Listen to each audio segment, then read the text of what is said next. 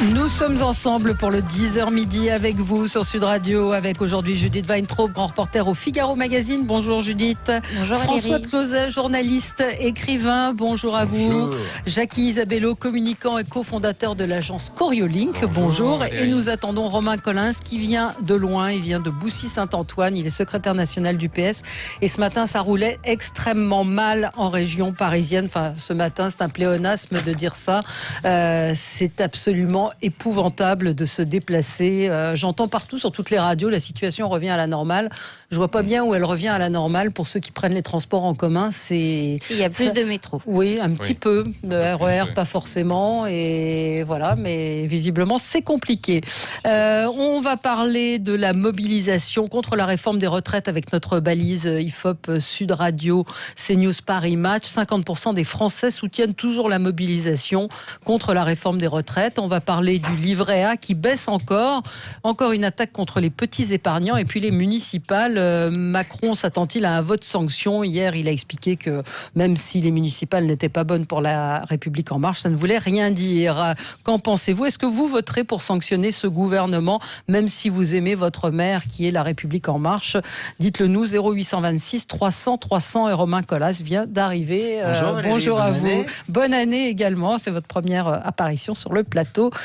Aujourd'hui, commençons peut-être avec François Closet. C'est un fait divers dramatique sur lequel vous vouliez revenir. Écoutez, oui, j'étais très ému parce que juste en bas de chez nous, il y a un croisement là à Auteuil, et il y a 48 heures, une petite fille a été écrasée sur le chemin de l'école. Alors évidemment, tout le quartier est bouleversé, il y a des fleurs qui s'accumulent et tout ça, mais il faut aller au-delà de l'émotion, il faut essayer de comprendre ce qui se passe, ce qui s'est passé. Là, vous voyez, c'est très simple, c'est un croisement, hein, et on peut tourner à droite, la voiture qui vient, dès qu'il y a le feu vert, elle tourne à droite, seulement au même moment, il y a le passage piéton, et là, le petit bonhomme qui passe au vert, on traverse. Donc les deux peuvent traverser en même temps. Alors évidemment, il y a la priorité, il faut laisser passer les piétons d'abord. Mais vous savez, quand vous avez une petite fille qui est sur le chemin de l'école, on lui a appris, quand tu vois le petit bonhomme en vert, tu traverses. Ouais. Et là, il y avait un camion, et le camion était très gros, et il ne pouvait pas voir la petite fille. Et je sais qu'il y a eu un autre accident qui s'est produit là, et qu'il y a d'autres accidents qui se produisent à ces intersections. Donc, là, on n'est pas à la sortie d'une école, donc il n'y a pas un préposé qui est là pour surveiller. Donc, ce qu'il faut, c'est avoir un signal fort. Attention, enfant, et vous savez, le logo, le petit, l'adulte qui donne la main de l'enfant. Il faut mettre ça, c'est pas possible. Laisser ça comme ça, c'est la sécurité de nos enfants.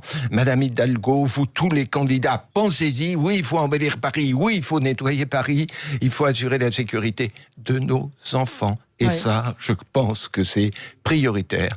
On ne peut pas continuer à dire simplement aux enfants, ben voilà, tu attends le petit bonhomme passe au vert, mais tu regardes bien avant de te lancer. Non, au vert, il se lance. Donc, il faut avertir et rappeler ça aux automobilistes. Alors, vous êtes maire d'une commune, j'imagine, ça fait partie de vos préoccupations, la sécurité des enfants. Exactement, et je voulais rebondir sur ce que disait François de Closet, d'abord parce que ce qui s'est passé est évidemment un drame. Mais je crois qu'on a un rapport, moi je le constate dans ma commune de Boussy-Saint-Antoine, qui est assez paradoxal à la voiture, en vérité, dans notre pays. C'est-à-dire que c'est toujours l'autre qui est dangereux. Ouais. Moi, j'ai vu de mes administrés se plaindre de la vitesse dans leur rue, les mêmes 3 rues à côté rouler à fond les ballons parce que c'est toujours l'autre qui est dangereux. Et on a un vrai sujet de comportement routier dans ce pays. Et moi, j'ai pu constater, c'est pour ça qu'évidemment, tout ce qui peut être fait en matière de signalisation, de sensibilisation est utile. Mais j'ai constaté qu'on renvoie systématiquement la responsabilité individuelle de ces mauvaises conduites vers le collectif. Et qu'il y a besoin d'une prise de conscience, qu'il faut qu'on arrête ce rapport paradoxal à la bagnole où c'est toujours l'autre qui est dangereux, où celui qui réclame de la sécurité routière pour ses enfants est capable d'être un vrai danger sur la route parce qu'il considère que lui n'est jamais en situation de mettre d'autres enfants en danger, et toute la signalisation du monde ne vaudra pas un changement des comportements. Moi, en face d'une école, parce qu'on avait pu mesurer que c'était en plus dans un virage, des véhicules arrivaient extrêmement vite, et que si jamais un véhicule arrivait extrêmement vite au moment où traversait un gamin, il n'avait pas la faculté de freiner freiner, de s'arrêter avant que le gamin ne traverse. On a rajouté un dos d'âne en amont de la traversée, qui franchement est sévère. Ouais. Voilà, c'est quasiment le mur de l'Atlantique. Ouais. Et ben je me suis fait doubler là-dessus, pas plus tard qu'il y a 2 semaines. Ouais. Sur un de ce dos d'âne, parce que le type avait un véhicule de société, que vraisemblablement la qualité de ses amortisseurs ou de son bas de caisse, il s'en moquait. Il est tellement passé vite que son bas de caisse a frotté. Mais c'était pas son sujet. Donc toute la signalisation du monde ne vaudra pas des changements de comportement. Et cessons de renvoyer la responsabilité individuelle aussi à la collectivité. Je termine par là, mais c'est une anecdote que je reprends souvent quand je discute avec mes administrés. L'autre jour, on vient me voir, on me dit le feu est dangereux. Je dis, ah bon, le feu est dangereux? Mais pourquoi le feu est dangereux? Parce que les gens le grillent. Je dis, c'est pas le feu qui est dangereux, c'est celui qui le grille. Et donc, toute la signalisation du monde ne vaudra pas la responsabilité individuelle. Ouais. Le coup de cœur, allez-y, peut-être Jackie, vous, c'était un coup de cœur. Oui, c'est plus gai, même si je partage une bonne partie des choses qui ont été dites. On a passé le cap des 800 000 créations d'entreprises en 2019. Vous savez que c'est un sujet qui m'énerve. On compare souvent 2019-2020 à 1995 du fait des grèves. En 1995, on avait à peine passé les 160 000 créations d'entreprises. Moi, il y a 10 ans, j'ai écrit un bouquin qui s'intitulait « En finir avec la dictature du salariat » qui expliquait les mutations qui allaient s'opérer. Et là où je vais aller dans votre sens, et vous n'allez pas vous agacer, chère Valérie, on va dans le sens de ce que défendait la CGT en 1906, puisque ça aussi elle l'a oublié, qu'elle était contre le salariat à l'époque. C'est de dire on a besoin de plus en plus d'indépendance. Toutefois, il faut que le modèle social qui est le nôtre et qu'on chérit s'adapte à cette nouvelle forme de travail.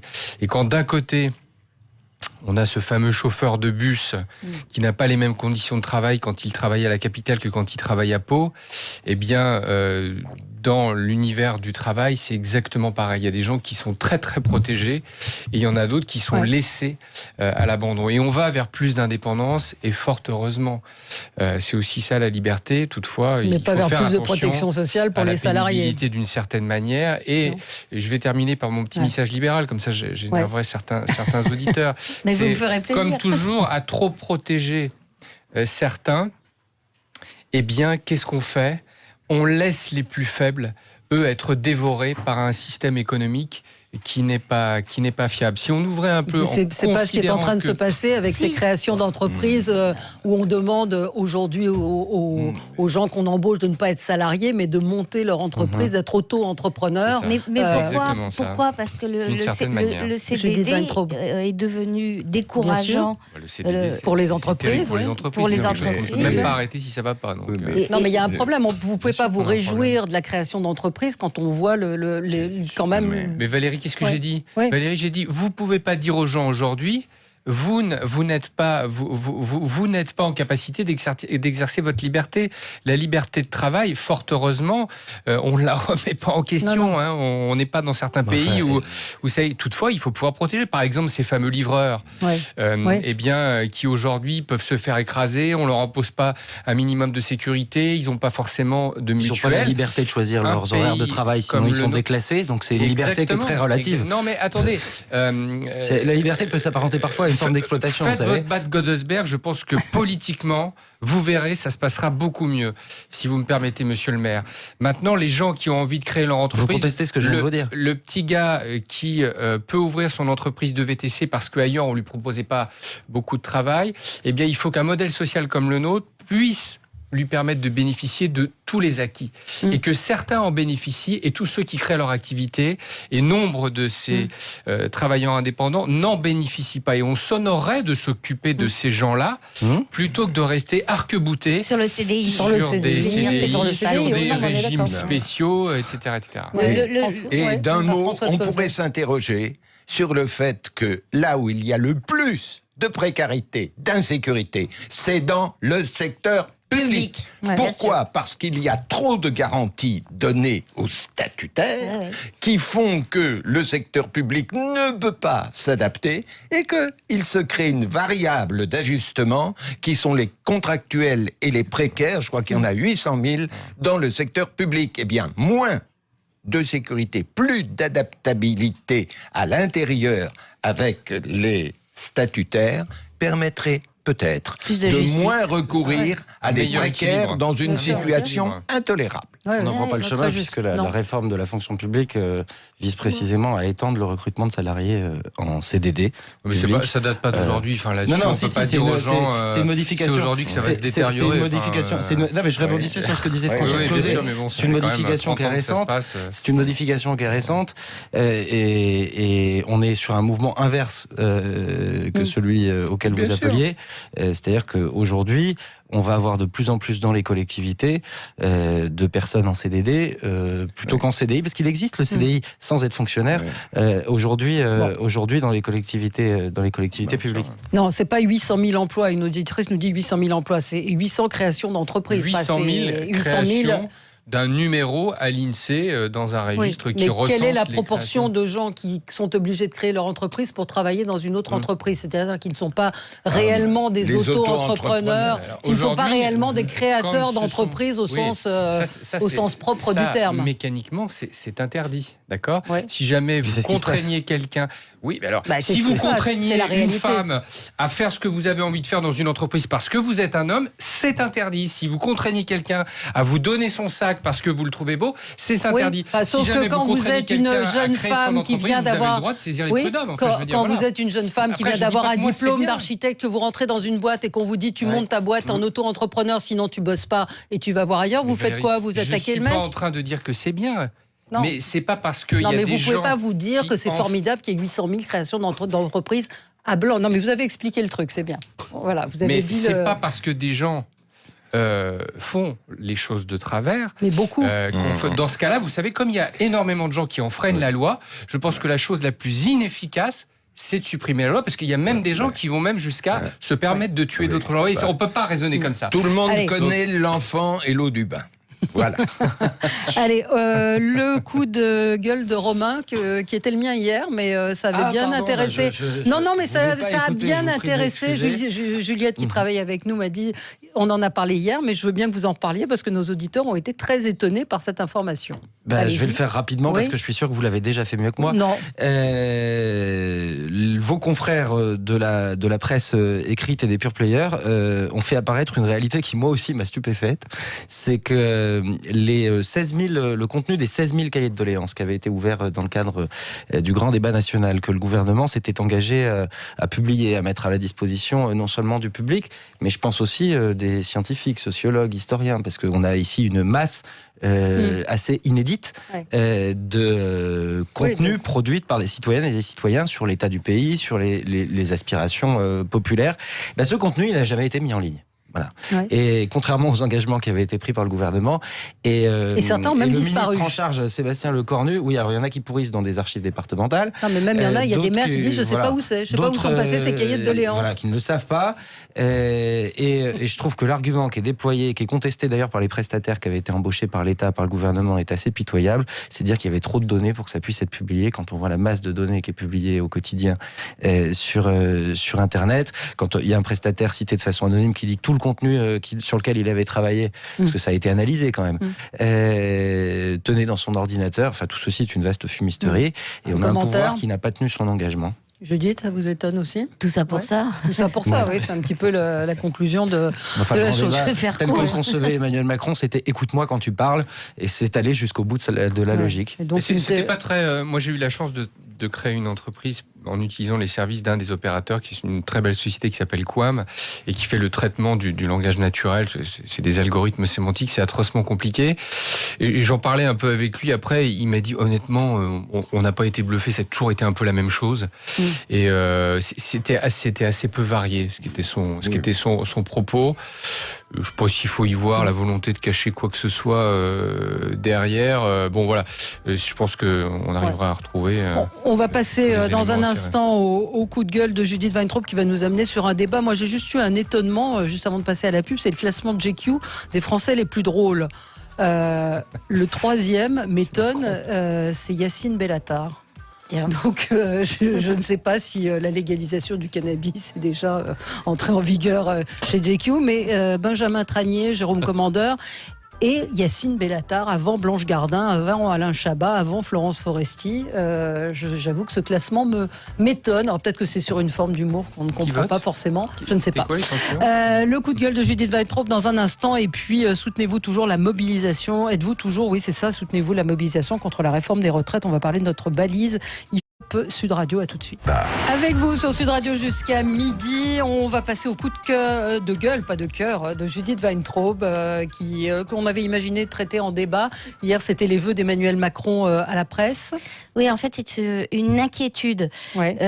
Emmanuel Macron part d'un constat qui est juste, à mon avis, qui est que le discrédit frappe également les politiques et les journalistes. Mais la solution qu'il propose va à l'inverse du résultat recherché, c'est-à-dire plus de connivence, une association entre journalistes et politiques pour lutter contre les fake news, les journalistes militants qui ne sont pas des journalistes, des choses pareilles. Alors non, chacun son métier. Emmanuel Macron, depuis son élection, montre des velléités qui parfois deviennent concrètes, de contrôler la presse. Je pense notamment à la loi fake news qui sous couvert, qu'il a fait, vous savez, parce qu'il a poussé un grand coup de colère à juste titre d'ailleurs, puisque des médias d'obédience russe avaient fait circuler des fausses nouvelles pendant la campagne contre lui. Ça, très bien, mais il y a une justice pour ça. Et non, ça ne suffit pas. Donc avec sa loi fake news, il renforce le contrôle. Il le confie en fait aux réseaux sociaux, dont on sait très bien qu'ils sont livrés à la dictature des minorités. Et c'est très grave pour cette profession. Sa nouveauté maintenant, c'est le conseil de déontologie. Il nous a menacé d'en faire un lui-même si nous ne parvenions pas à en organiser un. Le Figaro, le groupe Le Figaro Magazine a refusé absolument d'y participer. D'autres médias, je pense à Libération notamment, sont archi pour. C'est le rêve de Mélenchon concrétisé par Emmanuel Macron. C'est quand même très très inquiétant. C'est protéger la presse d'elle-même malgré elle, quoi. Non, mais d'autant c'est à la presse d'agir. Moi, je vais vous prendre. Et puis c'est à nos lecteurs, à nos auditeurs, à nos téléspectateurs de décider. Il y a des lois qu'on doit respecter. Les juges doivent nous sanctionner quand on enfreint les lois en question. Et sinon, ce sont les lecteurs, les gens qui nous achètent, qui nous regardent, qui nous écoutent, qui décident de votre crédibilité. Mais ça suffit pas. Regardez comme la presse se déshonore avec tous ces jours de grève et de manifestation. Parce que le soir, les chiffres, quels sont les chiffres ? Et l'on sait que les organisateurs, alors c'est la CGT, ce serait la manif pour tous, ce serait pareil, les organisateurs vont inventer un chiffre qui sera 4, 5, 10 fois supérieur à la réalité. Or, il y a une réalité, là, c'est pas une opinion. On est plusieurs médias à s'être mis en commun pour avec le cabinet Occurrence. Laissez-moi aller au bout. Ce qu'il y a d'extraordinaire, c'est qu'après, pendant 50 ans, que la presse ait refusé de faire son boulot et dit la police dit, les organisateurs disent. Un jour, les médias, effectivement, se sont dit nous, on va compter. Ils ont compté, ils ont vu quoi ? Que, en ordre de grandeur, le vrai chiffre, c'est celui de la police. Grosso modo, oui. Bon, et souvent, il est au-dessus de celui d'Occurrence. Et regardez chaque semaine, la CGT annonce des chiffres extravagants dont tout le monde sait que c'est des fake news et la presse se croit obligée de citer les chiffres de la CGT et les chiffres du cabinet Occurrence, les vrais chiffres. C'est quand même insensé de voir que la presse se déshonore en répercutant une information dont il sait qu'elle est totalement imaginaire. On le dit. Alors pourquoi on le dit ? Mais on donne des chiffres. On ne doit pas donner une information fausse. On sait que le chiffre donné par la CGT en l'occurrence, mais peu importe, est faux. Il suffit de donner le vrai chiffre. L'information, c'est la CGT raconte n'importe quoi. Et pour donner cette information, il faut bien donner le chiffre que donne la CGT. Valérie, moi je peux faire référence aux travaux d'un grand sociologue des médias qui s'appelle Dominique Cardon, qui a analysé ce qui s'est passé en 2016 aux États-Unis. Pour faire très rapide, il a dit aux États-Unis, entre ce qui se disait sur les réseaux sociaux et les théories les plus extrêmes, en fait, ces théories ont été, c'est son terme, je le reprends, ont été blanchies par les grands médias. Il dit, A contrario, en France, eh bien, les gens ne voient pas que la presse se contrôle plutôt pas mal entre elles. C'est-à-dire que quand il y en a un qui dit une connerie, eh bien, il y en a un autre qui a un axe éditorial un peu différent, qui va aller chercher. Et donc, ce modèle, disait-il, et c'est un chercheur, et il analyse l'ensemble des médias partout dans le monde, et il disait, ce modèle se contrôle assez bien. En France, faut le dire un peu plus. Alors, qui lit Dominique Cardon dans le grand public? Personne. C'est pour ça que je me permets de relayer les travaux de ce sociologue qui est un très grand professionnel. La défiance est telle que c'est Oui, d'ailleurs, la compliqué, dernière étude publiée par Kantar, le fameux baromètre Kantar-Lacroix, même si on dit que ça s'améliore un peu, c'est quand même pas encore... C'est pas fameux. Allez, on se retrouve dans un instant. Je savais que ça ferait débat, votre coup de gueule, Judith. 50% des Français soutiennent toujours la mobilisation Paris et province. Le chiffre est exactement le même. C'est la première fois dans notre balise IFOP fiduciale News et Sud Radio. À tout de suite. Avec vous sur Sud Radio, soutenez-vous la mobilisation contre la réforme des retraites. C'est notre balise d'opinion IFOP fiduciale pour CNews et Sud Radio. Un Français sur deux est toujours favorable à cette mobilisation. Ces Français sont mobilisés contre la réforme des retraites. 43e jour successif de mobilisation et 6e journée interprofessionnelle de grève et manifestation à l'appel de l'intersyndicale. Donc 2 Français sur 10 sont indifférents à ce mouvement social. 32% y sont opposés. Et donc, ce qui est assez étonnant dans cette balise, c'est qu'il n'y a pas, pour la première fois, de différence entre la France et l'Île-de-France. On disait que peut-être l'Île-de-France était un petit peu moins mobilisée. Alors, est-ce que c'est plus un soutien anti-Macron qu'un soutien à la mobilisation contre la réforme des retraites? Judith Weintraub, cette mobilisation toujours assez forte quand même. Oui, en fait, ce qui est frappant quand on est obligé de regarder les sondages très régulièrement, c'est que ça bouge très peu. Ça bouge très peu, ouais. Que ce soit avec les annonces, les grandes grèves, parfois les débordements violents, vous n'avez pas de secousse dans l'opinion. Et donc ça veut dire que cette constance-là s'explique par une motivation constante du mécontentement et qui est évidemment l'hostilité, la défiance vis-à-vis d'Emmanuel Macron, puisque ça, c'est vraiment la donnée permanente depuis en fait septembre de l'an dernier. Hein. Il y a eu depuis l'affaire Benalla. Oui. Bon, c'est là que ça a décroché.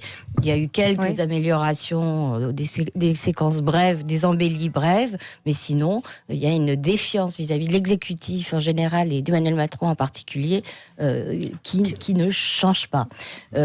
Parce qu'on aurait pu imaginer que les Français se démobilisent quand même un petit peu, soient moins mobilisés par les inconvénients des trains, des grèves à la SNCF, etc. Ils sont toujours là. Oui, parce que si on essaie de trouver une explication, je reprendrai la phrase d'un éditorialiste qui m'a fait beaucoup rire, qui a dit un de ces matins, il a dit « Si vous avez compris quelque chose à la réforme des retraites, c'est qu'on vous a mal expliqué. » Alors, parce que la formule est assez sympa, mais parce que les gens n'ont toujours pas compris.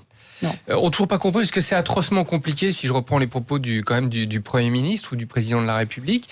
Et quand c'est flou, pour pas reprendre la formule de l'autre, eh bien c'est la défiance qui l'emporte.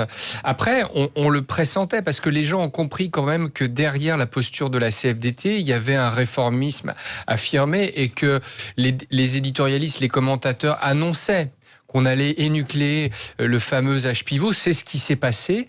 Et les postures des plus radicaux, eh bien, elles s'affirment clairement dans le débat et ça semble susciter l'adhésion. Je vous cache pas quand même que là, d'un point de vue personnel, je change de casquette. Je suis assez surpris, comme le disait Judith, que ça soit encore très très haut parce que c'est très embêtant chez nous à Paris. On est quand même très embêtés pour les gamins, mais que la province soit aussi mobilisée. D'ailleurs, elle l'a toujours été dans toutes les balises depuis le 28, toutes les balises IFOP. La province était beaucoup plus en soutien de ce mouvement, plus que l'Île-de-France. Et l'Île-de-France a un soutien qui augmente. Judith. Oui, mais là, il y a différentes choses. Premièrement, il y a une question de principe. Les Français sont contre les régimes spéciaux et pour la grève qui défend les régimes spéciaux. Et c'est pas idiot. Pourquoi ? Quand on vous dit vous êtes pour cette grève ou quoi ? Et attendez, je suis pour le principe du droit de grève, donc je soutiens la grève. Oui, mais cette grève, Je suis contre, mais comme je suis pour le principe, je la soutiens quand même. C'est pas idiot, hein, dans la liberté d'expression. Si on vous disait demain, tel auteur en France ne sera plus jamais publié, je suis contre. Vous soutenez cet auteur? Ah non, je le déteste. Et c'est toujours l'histoire. Je défendrai les opinions, vos opinions, bien que je les combatte, je sois contre. Mais il y a surtout le fait qu'on est en train de passer de la crise de la grève aiguë à la grève chronique. C'est-à-dire, jusqu'à présent, tout était bloqué, c'était insupportable, et les salariés pour les grévistes et pour le public. Et là, on est en train de passer des grèves perlées, des grèves qui... De quel mot vous parliez tout à l'heure en français? On se débrouille. Voilà. On se débrouille, on bricole avec les bus. Et donc, les grèves sont moins, donc on peut se débrouiller. Donc, on est en train de passer un état chronique. Et comment tout cela va finir? Très mal, dans la violence. Parce on ne pourra pas, simplement, les directions des syndicats ne pourront pas dire aux gens, bon, écoutez, c'est fini, les enfants, maintenant, on rentre à la maison. Comment? Parce que personne ne défend cette réforme vraiment comme un grand progrès social, les gens n'ont pas compris, donc ils sont uniquement contre, et ils associent l'indifférence ou l'hostilité à cette réforme à une hostilité générale contre Macron. Oui, il faut le dire. Il y a une personnalisation de l'opposition politique qui est dans ce pays devenu dramatique et qui fait que les gens s'affranchissent de toutes les règles habituelles. Enfin, quand vous avez des professeurs qui lancent des manuels scolaires, quand vous voyez des coupures, des blocages, etc. Vous avez raison, c'est chronique et il y a des donc, ce qui mettra fin et changera l'attitude de l'opinion, c'est quand ce seront ces violences qui se déclencheront. Je ne sais pas, parce que des violences, il y en a. Moi, ce que j'espère, c'est que les violences ne se déclencheront pas. On assiste déjà, c'est malheureusement inscrit dans le romantisme de la manifestation en France, et moi j'ai toujours contesté ça, qu'on accepte la violence. Je le refuse catégoriquement, mais pour revenir au fond du sujet, sur le soutien qui est encore massif, confirmé et durable des Français à la contestation de cette réforme. D'ailleurs, je ne suis pas sûr qu'ils répondent franchement au fait de savoir s'ils soutiennent ou pas les grèves. En fait, ils contestent la réforme telle qu'elle est aujourd'hui envisagée, proposée par le gouvernement, dans le flou que décrivait François de Closets, mais parce qu'ils ont toutes et tous conscience, et je ne sais pas si c'est Macron le sujet, mais qu'en tout cas la politique qui est conduite depuis qu'il est président de la République, parce que cette réforme, elle s'inscrit dans un contexte, elle a été tournée vers une catégorie de Français, et elle a plutôt tourné de l'eau aux autres. Globalement, moi, ce que je crois, et ça m'inquiète pour l'avenir de notre pays, c'est que quelqu'un qui a voté Le Pen, qui a voté Mélenchon, ou qui s'est abstenu, parce qu'il ne faut pas oublier le record d'abstention à la dernière élection présidentielle, qui est pourtant normalement celle qui fédère le plus, qui mobilise le plus. Celui qui a fait ça n'a pas plus de raison aujourd'hui, enfin n'a pas moins de raison, de confirmer son choix qu'il n'en avait en 2017. Au contraire, je crois que les raisons se sont aggravées. Et donc cette réforme des retraites, oui, ça a été attesté par l'INSEE, on l'a vu, il a fallu le mouvement des Gilets jaunes, ces violences, et d'ailleurs je regrette qu'il ait fallu des violences pour que le gouvernement cède. C'est très long, c'est un grand dégagement anti-Macron sur tous les domaines. Je vais revenir sur... Macron, président des riches, oui, j'étais beaucoup plus bref que vous. Macron, président des riches, s'agissant de la réforme des retraites, c'est particulièrement injuste. Parce que figurez-vous que c'est la nouvelle méthode de calcul des retraites du privé qui fait des salariés du privé les futures grandes victimes de la réforme. C'est eux qui feront le plus d'efforts. Oui, enfin ça, ce que les Français, il va falloir que vous me fassiez la démonstration, mais ce que les Français contestent, je le crois, c'est qu'ils ont le sentiment, et je pense qu'ils ont des raisons d'avoir plus que ce sentiment, mais la conviction, qu'ils vont être perdants à la fin. Et s'il y a un soutien massif, c'est parce que tout le monde à un moment passe par l'âge de la retraite. Tout le monde l'attend. Le problème de fond, c'est ce que disait Jacques Isabello, c'est que si vous y comprenez quelque chose... Mais il suffit, il faut pas être grand clair, clair pour comprendre assez aisément que quand on calcule sur les 25 meilleures années, d'un côté, ça c'est le système actuel, et que demain, pour les salariés du privé, et que demain on calculera sur toute la carrière, il faut pas être grand clair pour imaginer qu'à un moment on y perd, sauf à ce que la valeur du point soit garantie. Je suis désolé, regardez les exemples qui avaient été pris. Si, c'est vrai. J'ai eu des gens qui ont des carrières et d'ailleurs, attendez, pas tous en même temps. À moins d'avoir une carrière plate. Que fait le gouvernement pour éteindre la contestation? il ne cesse de créer des régimes spécifiques. Lui qui voulait supprimer les régimes spéciaux, il ne cesse de créer des régimes spécifiques pour éteindre la colère.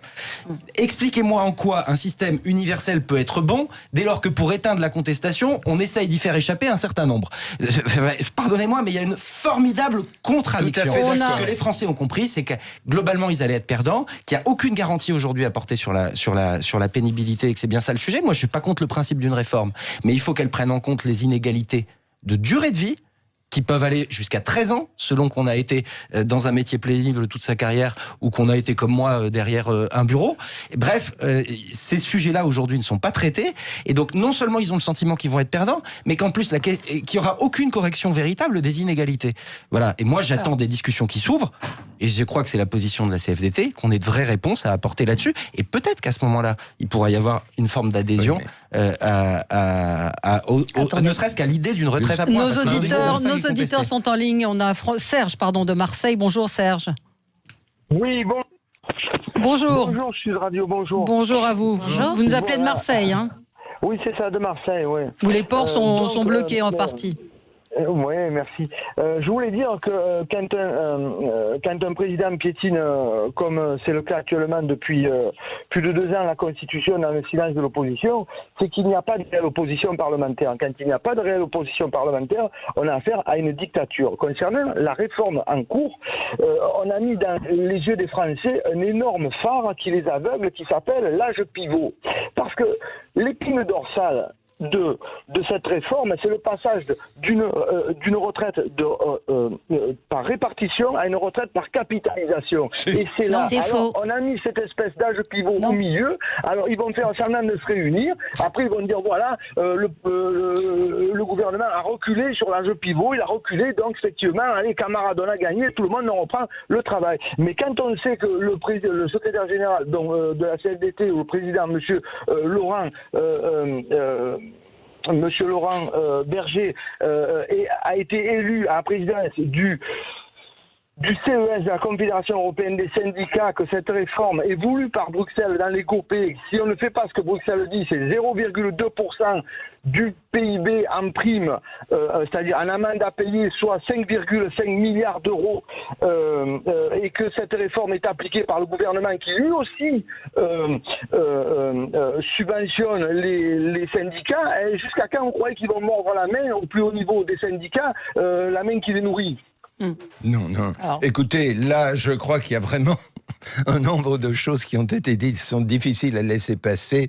Et en particulier, alors, cette accusation, vous voulez favoriser la retraite par capitalisation, capital, c'est une horreur. Et en même temps, vous avez appris, et je pense que la gauche s'en est horrifiée, que le CAC 40 a distribué cette année 60 milliards de dividendes. L'horreur absolue. Mais qui a touché ces dividendes? Les retraités. Ce sont les retraités américains, les retraités, parce que ne sont pas complètement stupides et ils ont compris que la bonne retraite, c'est pour une partie la retraite par répartition, évidemment, pour une partie par capitalisation, et c'est les retraités étrangers qui profitent de la bonne santé des grandes entreprises françaises, et nous, par stupidité, parce que le capitalisme, la retraite par capitalisation, c'est horrible, nous n'en profitons pas, nous pestons contre la bonne santé de nos entreprises. Et la droite française, la droite politique française est particulièrement coupable de ne pas expliquer, François, ce que vous venez d'expliquer. C'est son boulot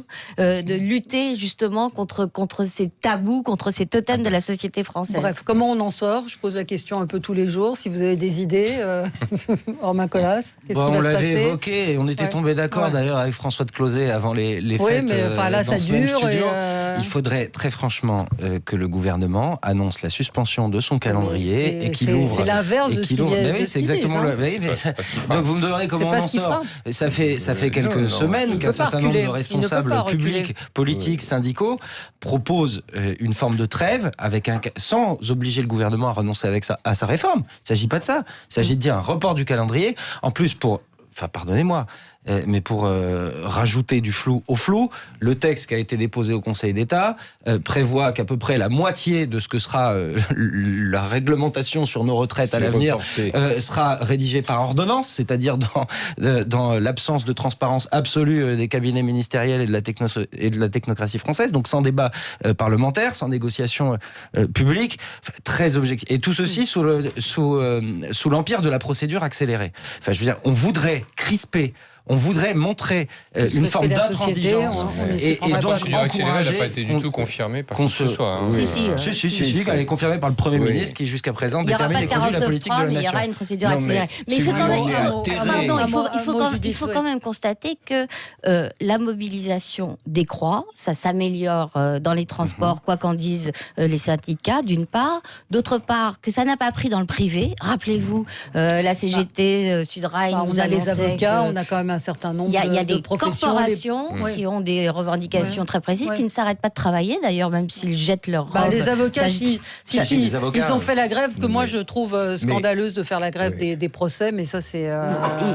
c'est pas une grève de longue durée. Surtout la juridiction qui va pâtir, c'est-à-dire les plus démunis. C'est assez scandaleux. Le gouvernement a une double stratégie du pourrissement qui est en train de fonctionner avec les syndicats. Si, avec les syndicats. Mais pas auprès de la population. Avec les syndicats qui réclament le retrait de la réforme, à savoir CGT, Sudrail, la FSU, il ne faut pas oublier les enseignants non plus.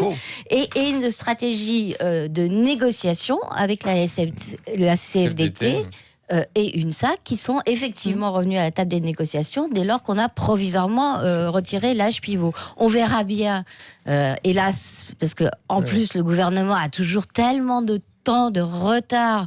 Pourquoi est-ce qu'il n'a pas ce foutu âge pivot? Pourquoi est-ce qu'il l'a pas suspendu il y a 2 mois? Pourquoi est-ce qu'en septembre, on sait pourquoi ils ont été obligés de monter cette stratégie avec la CFDT. Qui a consisté à la fin à dire aux gens je fais un pas vers vous. Mais là où ils sont en train de... Moi, je crois pas du tout à la stratégie, à la thèse de l'âge pivot mis exprès pour mettre la pagaille. Parce qu'en 2003, la négociation entre le gouvernement et la CFDT avait guidé de 20% la CFDT de cette... Là où le gouvernement ne fait pas d'erreur, c'est là où il avance, et je vais dans le sens de ce que dit Judith, il va jouer la carte du pourrissement. Et à la différence de 95, Édouard Philippe ne fait pas d'erreur de communication. En 95, Juppé lance une querelle d'ego en disant tant qu'il n'y aura pas 2 millions de personnes dans la rue, je ne dirai rien. Et donc, vous vous rappelez des Guignols qui avaient créé ce fameux Juppéto. Et là, ça a fédéré, ça a cristallisé les oppositions. Pour l'instant, Édouard Philippe, il est extrêmement prudent. Il ne déborde pas. Il ne fait pas, par exemple, ce qu'avait fait Attal lors de la réforme de la SNCF quand il avait parlé de culture de la grève ou de je ne sais plus quelle est la grévitude. Et donc, il est extrêmement prudent. Et pour l'instant, il n'y a pas d'aspérité. Et il avance mécaniquement. Et il se dit qu'au bout d'un moment, les gens vont... le fleuve va rentrer dans quand vous regardez son lit. La balise, la mobilisation ne baisse pas réellement. Ça devient chronique. Dans les sondages. Allez, on se retrouve dans un instant. On va dire quelques mots des municipales et de cette petite phrase d'Emmanuel Macron hier. Si on perd au municipal, en gros, ce ne sera pas une sanction contre le gouvernement. Qu'en pensez-vous? Comment irez-vous voter? Est-ce que vous le savez déjà? 0826 300, à tout de suite. Avec vous sur Sud Radio, de retour dans le studio avec Judith Weintraub, François de Closet, Jackie Isabello et Romain Colas. On va parler des municipales puisque le président de la République a évoqué ses prochaines municipales en mars prochain lors de ses vœux à la presse. Il a dit je ne vais pas... Oui, en mars, est-ce que ce sera ça? Lapsus intéressant. Il dit je ne vais pas considérer que les gens votent pas pour tel ou tel candidat parce qu'ils soutiennent ou pas le président. Je crois que ce n'est pas vrai, c'est très très rare et je n'en tirerai pas de manière automatique des conséquences nationales. Est-ce que si c'est l'inverse, si ça avait été l'inverse, la bonne question. La bonne question, si ça avait été l'inverse, est-ce qu'il aurait dit... Je ne tirerai pas de conséquences nationales d'une éventuelle victoire municipale. Voilà. Il ne l'a pas dit pourquoi, parce que c'est à peu près exclu. Tout ce que peut espérer Emmanuel Macron, c'est un miracle à Paris. Je dis bien un miracle, parce que même si Pierre-Yves Bourdazel, qui vient de la droite, a rallié Benjamin Griveaux, l'un des deux candidats de La République En Marche à Paris, ça ne suffit pas pour l'instant à faire de Griveaux le favori de la succession d'Anne Hidalgo. La favorite de la succession d'Anne Hidalgo, ça reste Anne Hidalgo elle-même. Ouais. Donc à moins de quelques victoires très symboliques et encore en tout petit nombre, la jeunesse du mouvement La République En Marche, la primo sortant qui est toujours valable aux élections municipales et à certains une certaine impossibilité de la gauche à s'unir, à présenter des candidats crédibles et à rattraper le terrible déficit, les terribles échecs qu'elle a essuyés aux municipales précédentes. Non, Romain Colas ne sera pas d'accord avec ça, évidemment. Non, mais forcément. Moi, j'ai pas vu la gauche gagner les municipales depuis un certain temps. Mais justement, je partage complètement. Qu'est-ce que vous ressentez quand vous allez sur les marchés? Parce qu'hier, on avait Franck Marguin qui nous disait que lui, il sentait une certaine forme d'agressivité et de violence. Est-ce que les gens vont voter, à votre avis, contre Emmanuel Macron, ou est-ce que quand même les municipales, c'est une élection un peu particulière où on vote quand même pour son maire, pour ce qu'il a fait, et que l'étiquette importe finalement un peu moins? Alors pour répondre sur le climat, je renvoie au débat précédent sur l'ambiance qui règne dans ce pays et le climat à la fois politique et social. Et ma commune, comme les 35 000 communes de France, n'est pas une île, donc elle est traversée par ces tensions-là. Le scrutin municipal, à mon sens, c'est particulièrement vrai dans une petite ville comme la mienne. Moi, je fais moins de 9 000 habitants et je reviendrai à cet effet de seuil. Sur la manip dans les villes de moins de 9 000. C'est d'abord sur les enjeux locaux que les électeurs se prononcent et c'est heureux. Mais là où je suis totalement d'accord avec Judith Vintraube, c'est que le président essaye de nous endormir lorsqu'il dit qu'il n'y a aucune influence de l'ambiance nationale dans le vote au municipal, et les socialistes sont bien payés pour le savoir, puisque eux-mêmes ont payé ce prix-là très cher le vote sanction, qui était une expression de mécontentement national, aux dernières municipales, avec une défaite qui était historique. Là où j'étais en désaccord avec Judith Vintraube, c'est que, contrairement à ce qu'elle expliquait, le rassemblement à gauche s'opère plutôt pas mal, en dehors de quelques exceptions assez symboliques, mais sur le terrain, notamment dans les petites villes, et puis dans un certain nombre de métropoles. Est-ce que vous mettez les écolos dans le tas? Je mets les écolos dans le tas. Mais c'est pour ça que les écolos veulent se compter. Ils veulent se compter dans un paquet d'endroits, et puis il y a un paquet d'endroits où ils sont confrontés au principe de réalité, la nécessité pour gagner de rassembler la gauche. Le principe de réalité en général, c'est pas très écoutez, moi, ceux que j'ai chez moi, par exemple, ils seront avec moi parce qu'ils sont conscients que c'est ensemble qu'on peut faire du bon boulot et qu'on peut continuer à faire du bon boulot en matière d'action locale pour la préservation de l'environnement. Et c'est valable dans un paquet de communes. C'est valable dans un paquet de communes. Oui, puis de volonté d'agir en vrai. Donc, en fait, à bas bruit, ça s'opère dans un paquet d'endroits. Il ne faut pas regarder au travers uniquement du prisme des métropoles, ce qui peut se passer à gauche comme à droite d'ailleurs. Je termine juste. Emmanuel Macron, en fait, il a créé les conditions qu'on ne puisse pas avoir une lecture nationale. Parce que ça va être forcément, c'est même pas que ça va être une défaite pour En Marche.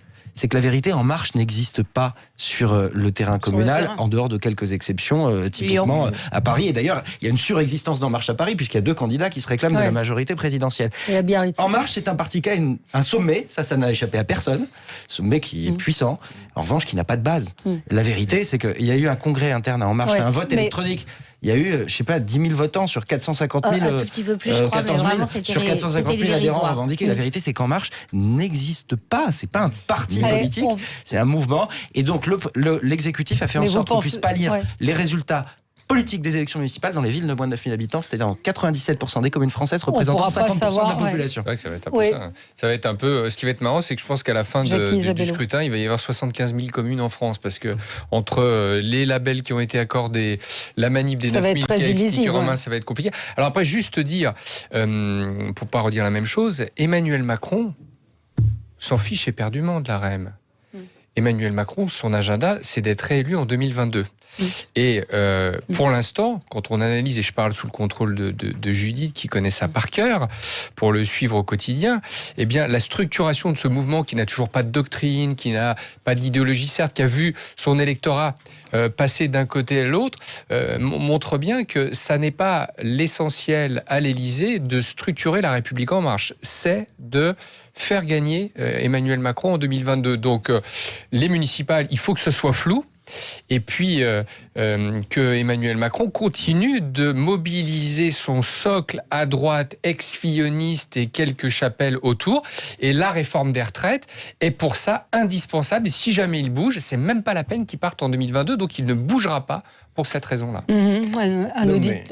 Un auditeur nous dit, pour les municipales, je pense que beaucoup de personnes vont faire très attention aux étiquettes des listes et vont se méfier des sans-étiquettes, chose qu'avant, on ne faisait pas. Dans le livret, juste de la République en marche, vous l'avez vu, pardon François, je vais très vite, ils ont dit à leurs candidats, surtout ne mettez pas la République en marche sur vos affiches, donc ça, il y en aura pas. François Tout le monde va mettre l'étiquette macroniste dans sa poche. En fait, tout le monde sait très bien qu'il y a les grandes villes et il y a les petites villes. Et dans les sentiments des Français, il y a les sentiments à grande échelle vis-à-vis des syndicats, etc. Et les sentiments à petite échelle vis-à-vis de mon école, mon entreprise, ma famille, mes copains. Donc, dans le petit... les petites communes, évidemment, l'étiquette n'aura pas d'importance. Les références politiques ne joueront pas, mais dans les grandes, évidemment, elles vont jouer, et elles vont jouer contre la République en marche, qui est un mouvement qui est né au sommet et pas à la base, qui est né sur le principe du sortez les sortants, alors que dans les municipales, le principe, c'est garder les sortants. La prime aux sortants. Donc, sur tous les plans, c'est l'élection impossible pour la République en marche. Ça ne se verra pas dans la mesure où on brouille les références sur les moins de, disons, 10 000. Moins de 9 000. Moins de 9 000. Manœuvre grossière, quand même. Sur les grandes métropoles, il y a une dizaine de métropoles. Là, ça sera significatif. Et là, l'antimacronisme va jouer, peut-être pour faire des abstentions, sinon des votes contre. Merci à tous les quatre. Dans un instant, vous retrouverez André Berkoff. Nous, on se retrouve demain. Très bonne journée sur Sud Radio.